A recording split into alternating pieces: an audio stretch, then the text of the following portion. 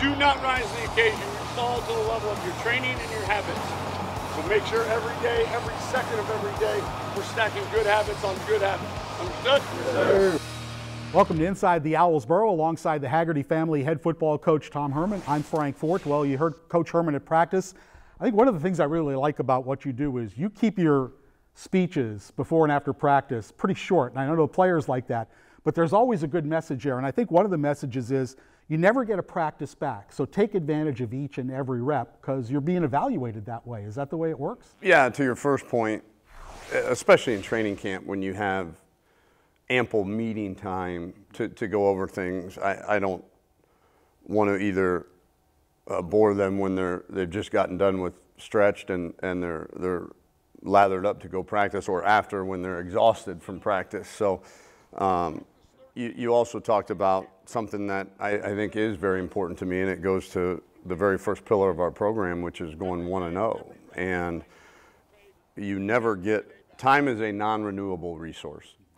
And no matter how hard you practice tomorrow, you can never make up for today's practice. You can't have two practices in one.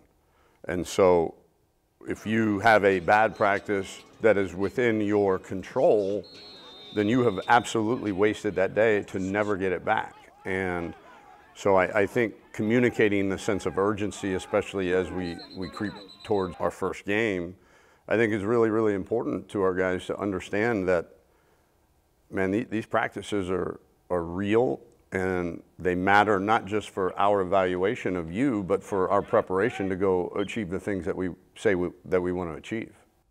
Coach Herman's interview every week is brought to you by Phil Smith Automotive, driving the Owls to victory together in style. Overall, what kind of progress have you seen in this fall camp as opposed to where you were at the end of spring? We're a lot better on defense, I know that, and we had a very nice infusion of some transfers that are going to help us, but also, you know, give credit where credit is due. Even the returning players that went through spring and quite honestly did not have a great spring collectively as a defensive unit, but we were growing, and those guys got better. They had great summers, and so we're a lot better on that side of the football. On offense, really, it was, you know, we're fine-tuning some details still, and we're still, I'm glad we don't play tomorrow, but we're getting closer and closer to having those details refined to the point where we feel like you can go win a bunch of games. You mentioned a couple of transfers on defense. An inside linebacker was a little bit of a concern coming out of spring. Jackson Ambush transfers in from an FCS school in Albany in New York State, and Desmond Tisdale, who had a really great week last week. He had 2 picks as a linebacker in a week at practice. That's pretty good. Those two guys look like they'll definitely help you in some way on defense. We've been very pleased with Jackson and Des and their play, and they're definitely, you know, if we had to play tomorrow, they'd be in the rotation, and we're counting on them, you know, moving forward to really, really help us. You had your second big scrimmage of the fall last Saturday. What'd you take away from that practice? We're tired. You know, 2.5 straight weeks of camp, and it's standard. 3 out of the last 4 days were tackle, you know, and so we were sloppy, but I was impressed that even in our physical condition, the guys were trying to fight through it, and that was good. And so it's our job now with 2 weeks out or less than 2 weeks out to kind of breathe some life back into their bodies, you know, and it's also their job too to act like a pro and get their bodies rejuvenated with all of the tools and resources that we give them here to take advantage of it so that we're fresh and ready to go on September 2nd. As you mentioned, a week away from the opener, you and your staff have had to figure out who's going to be the starting quarterback. And from my eye, it was a fairly even battle between 2 guys. So who's going to take that first snap against Monmouth? Yeah, I think it was very even. You know, neither guy did anything wrong per se. You know, but we felt like with Casey Thompson's experience, when he's out there, he made some plays that probably he's the only guy in that room that could make. And so we felt like he did enough to separate himself, and also based on his resume and what we know, he can be when he's at 100%, you know, that he's going to have the opportunity to go out and, you know, prove himself to himself and to his teammates that, you know, he's healthy and ready to lead us into a bunch of victories. And the rest of the depth chart is also sorting itself out. You know, conventional wisdom is coaches decide who plays. I've always believed that in large part, those players make those decisions for you and your staff. Yeah, you're right. I don't decide who plays. The players decide, and it's usually very obvious. You know, thankfully, at many positions, the D-line and receivers come to mind. You know, there's quite a bit of rotation to keep those guys fresh. I don't put a whole lot of creed into who jogs out for the first snap. You know, we talk about needing about 40 guys, you know, if you count special teams. So, you know, about 4 or 5 on special teams, and then, you know, 16 to 18 on both sides of the ball, and let's go rock and roll. All right, the most awaited moment of the show each and every week, or at least it's going to become that. Tom Herman's Pop Culture Pop Quiz, brought to you by FAU MBA in Sport Management. All right, this week it's going to be movies. I'm going to give you 5 seconds to mull it over before I start the clock. As many movies with this star as you can name in 20 seconds, and it's Leonardo DiCaprio. Ready, and start the clock. Inception, the island one where he's in a dream. I'll come to it. Wolf of Wall Street. What's Eating Gilbert Grape when he was a youngster. Leonardo DiCaprio. Oh, why am I blank? Time. Shutter Island. Shutter Island. Yeah, we're going to give you credit for that, okay? You missed my favorite movie, The Departed. Oh, with Jack Nicholson. Yes. And yeah. Great movie. I always stop on that. All right, Coach. Thanks a lot. We'll talk to you next week. All right. Thanks, Frank. Thank you. Coming up next, he's a returning all-conference running back. Get to know Larry McCammon in Pads Off. That's next on Inside the Owls Burrow. Inside the Owls Burrow is presented by Baptist Health Orthopedic Care, the official sports medicine provider of Florida Atlantic Athletics. By Adidas. By Cedars, No Better Hummus. By FAU MBA in Sport Management, ranked number 11 globally and nationally renowned MBA in Sport Management program at Florida Atlantic. By Phil Smith Kia, driving the Owls to victory together in style. By Sage Dental, the official dental provider of FAU Athletics. Book at mysagedental.com. And by Shiner Law Group, injury lawyers that get you more because you deserve more.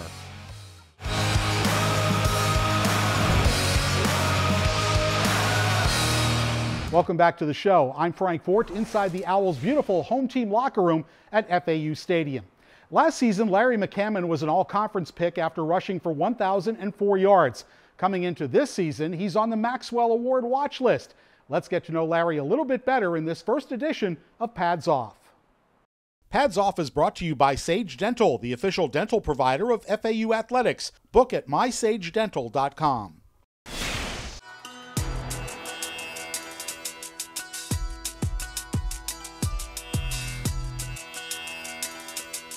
Joining us this week for Pads Off, we get to know running back Larry McCammon from Hoover, Alabama. Growing up in Alabama, did you have a favorite NFL team or player?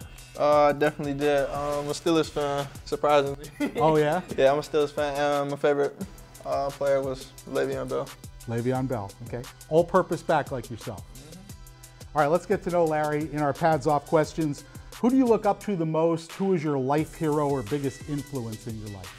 I would say my mom. She sacrificed a lot for me to even be here at this position I am right now today. So. Say you're independently wealthy and you don't have to work. What do you do with all that free time? I'll probably give back to my community. Probably help my brothers out. He wants to start his own clothing brand, so I'll probably help him out with that. And then if my little brother decides to even go to college and stuff, probably help him with that. And my mom, that's about it. If you could excel at a sport other than football, which sport would that be? I would say basketball, since it was my first sport. Was it really? Yeah, it was my first sport. Okay. What made you gravitate toward football as opposed to hoops? I was too short. I was too short. I was too short for basketball. Which teammate would make the best reality show contestant? It was a hard decision. I was going to have to say Kevon Walker. Why so? It's probably the funniest. There was never a dull moment with him. So. Speaking of funny, Who was your favorite cartoon character when you were a kid? I would have to say Stitch, probably. Stitch. Yeah, Stitch. This is a good one. What ice cream flavor describes you best, or what is your favorite ice cream flavor? Strawberry shortcake. And what's your favorite thing to have for breakfast? I'm in the middle of pancakes and French toast, so. The zombie apocalypse is coming. Which two teammates do you want with you to help you survive? Michael Antoine and K1. Kevon Walker. Okay. Have you ever eaten a whole pizza by yourself, and if so, what was on it? Yes, and it was pepperoni and bacon. Pepperoni and bacon. Pepperoni and bacon. Have you ever had a pet, and if not, what type of pet would you like to have? Yeah, I have a pet. I got a dog. What kind of dog? He's a pocket bully. Pocket bulldog? Yeah, pocket bully. And what's his name? Polo. Polo. Little fat boy. Little fat boy. Last question for Larry McCammon this week. Clowns, funny or creepy? Creepy, a little bit creepy. A little bit creepy. Yeah, it's a little bit creepy. Just a little bit. Larry, thanks for taking the pads off and being with us. I appreciate you. Coming up, we'll go inside practice with defensive line coach Roosevelt Maggitt, wired for sound. That's straight ahead on Inside the Owls Burrow. Careful rounding it though. Trust that line. If you overset counter, we don't want to run up the field too much. But good job countering.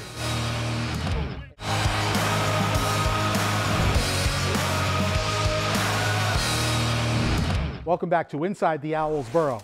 We always like to take you inside the huddle or on the field whenever we can. This week, it's new defensive line coach Roosevelt Maggitt mic'd up. Wired for Sound is brought to you by Shiner Law Group, the injury lawyers that get you more because you deserve more.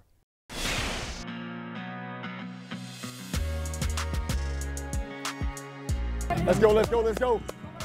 Let's do it right, let's do it right. I know you will. I know you will, I trust you. I trust you. We want to dominate our gap, man. Dominate your gap first. Good, good, good, good, good. There you go, Jude. More strike though, Jude. More strike, more strike. I want to see us lock out and then either violent shrug or violent swim release. That's it, X. Good. Next guy, next guy. Let's go. We got to roll. We got to roll. Violent hands. Hey, Craig, cool. That's a great rep. Good job. Make them feel it. Heavy hands. There you go. That's better. That's better. There's. Hey, Jaden, make sure we +2 to the line of scrimmage, right? +2, +2. And look for the linkage through either the A, B, or the C gap, right? Hey, have some urgency getting set. Have some urgency getting set. 2 steps, 2 steps. Speed. Run your line. Have a plan. Good counter. I take it, that's a win, good job. You got me? Yes, sir. No, we need more from you, man, we need more. This is a competitive drill. Hey, Jude, let's go, dominate, dominate. Press it, press it. Yeah, let's go. Good job, good stop. Now just get that one arm locked out. Yeah, now just get that one arm locked down, you'll have better leverage. Yes, sir. All right, but hey, better job using your hands. Hey, better job being patient, too. There you go, knock him back. Get him down, get him down. Good job, good job, good job, Hawk. I feel you, Hawk. Go, get it. Oh, good job, Trail. Good job, baby. Good job putting your hand up. Hey, let's dominate here. There you go, Rich. I hear you, Rich. Good job, Rich. Good job, baby, good job. Let's take care of our bodies, man. Be a pro. Here we go. Jaden, you got him, be loud. Run down on 3, 1, 2, 3. Run down. In 2022, wide receiver LeJonte Wester led the Owls with 9 total touchdowns. He's going to be counted on for more big plays this season. Here's a look back at some of his best moments from 2022.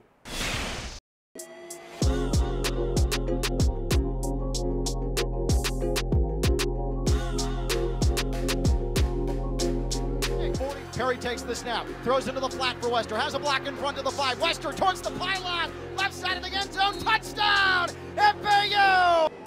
Fake to McCammon, who picks up the blitz.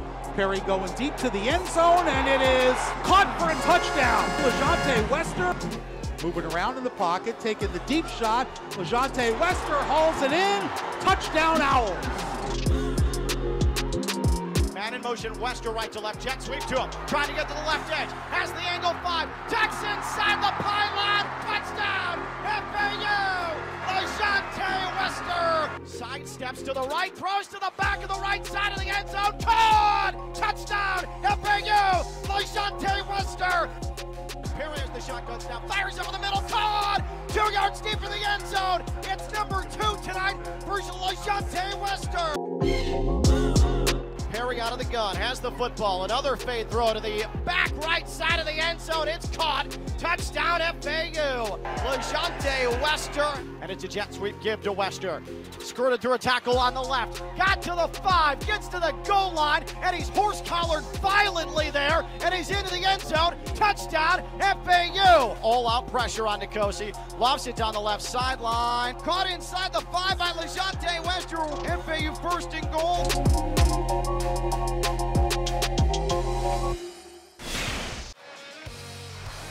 Straight ahead, we'll catch up with former Owl wide receiver Kamrin Solomon, who tore up the Arena Football League this summer. Where Are They Now is next on Inside the Owls Burrow. Inside the Owls Burrow is brought to you by Adidas, by Baptist Health, official sports medicine provider of Florida Atlantic Athletics, by Cedars, No Better Hummus, by FAU MBA in Sport Management, helping the sports and entertainment executives of tomorrow. Visit fau.edu/MBA Sport. By Phil Smith Kia. By Sage Dental, the official dental provider of FAU Athletics. Book at mysagedental.com. And by Shiner Law Group, injury lawyers that get you more because you deserve more.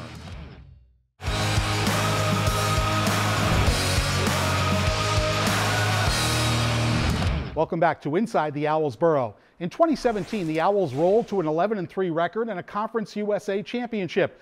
Wide receiver Kamrin Solomon played a prominent role in that offense while he's still playing football, only this time on a 50-yard field indoors with the Jacksonville Sharks of the National Arena League. Where Are They Now is brought to you by Go Solar Power. Lowest payment, best equipment, #1 solar installer.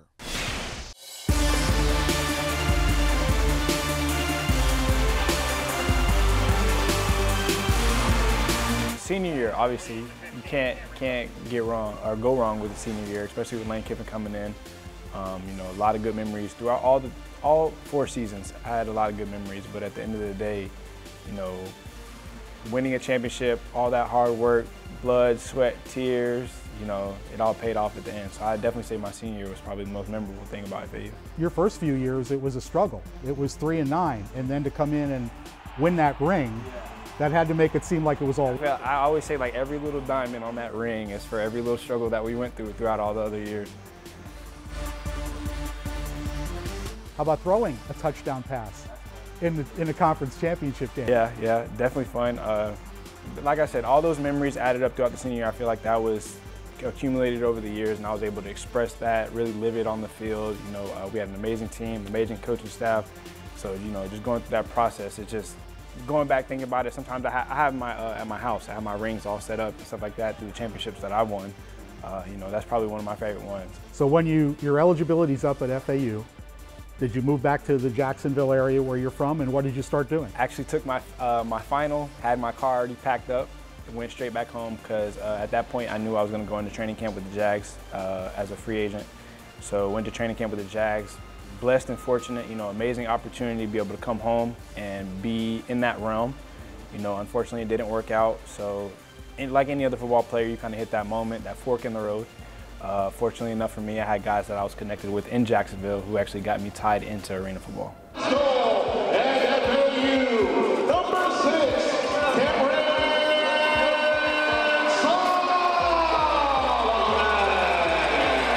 Does this scratch the football itch enough for you? Keeps you involved in the game? It does what it needs to do. That little twitch that you get, like, man, I need to catch a football or score a touchdown, you know, it does what it needs to do.